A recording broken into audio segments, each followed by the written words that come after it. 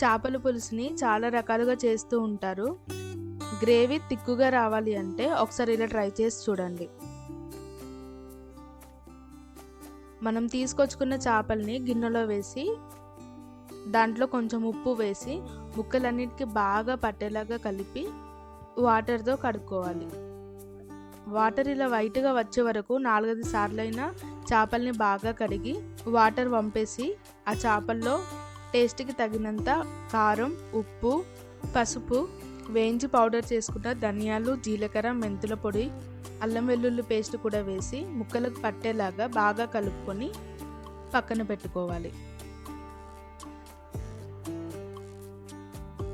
Stove పైన ఒక వెడల్పుగా ఉన్న గిన్నెను పెట్టుకొని అందులో లైట్గా ఆయిల్ వేసి ఒక పెద్ద సైజు ఉల్లిపాయని ముక్కలు చేసి అందులో వేసి ఫ్రై చేసుకోవాలి. ఉల్లిపాయలు ఫ్రై అయ్యాక అందులోనే టమాటా ముక్కలు కూడా వేసి బాగా మగ్గించుకోవాలి. ఇది బాగా మగ్గిపోయాక పక్కన పెట్టి చల్లార్చుకొని దీన్ని మిక్సీ జార్లో వేసి అందులోనే అల్లం వెల్లుల్లి ముక్కలు కూడా వేసి లైట్గా వాటర్ వేసి తిక్కు పేస్ట్ లాగా చేసుకోవాలి. అదే కడాయిలో కర్రీకి సరిపడా ఆయిల్ వేసి మిక్సీ పట్టుకున్న ఈ పేస్ట్ని అందులో వేసి ఒకసారి బాగా కలుపుకోవాలి. ఆయిల్ పైకి తేలేంత వరకు ఫ్రై చేసుకున్నాక ఆల్రెడీ కారం, ఉప్పు మనం చేపల్లో వేసాం కాబట్టి ఇప్పుడు గ్రేవీకి సరిపడా మాత్రమే కారం, ఉప్పు వేసుకొని ఒకసారి బాగా కలుపుకోవాలి. చింతపండుని ముందుగానే నానబెట్టి పక్కన ఉంచుకోవాలి.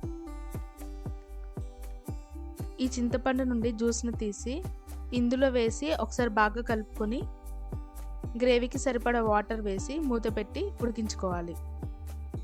వాటర్ బాగా బాయిల్ అయిన తర్వాత ముందుగా మ్యారినేట్ చేసుకున్న చేప ముక్కల్ని ఒక్కొక్కటిగా ఇందులో వేసి అసలు కలపకుండా మూత పెట్టి అలానే ఉడికించుకోవాలి.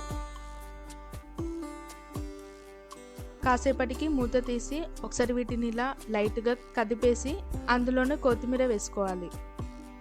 ఒకసారి ఇలా ట్రై చేసి చూడండి. చేపల పులుసు తిక్కు గ్రేవీతో చాలా బాగుంటుంది.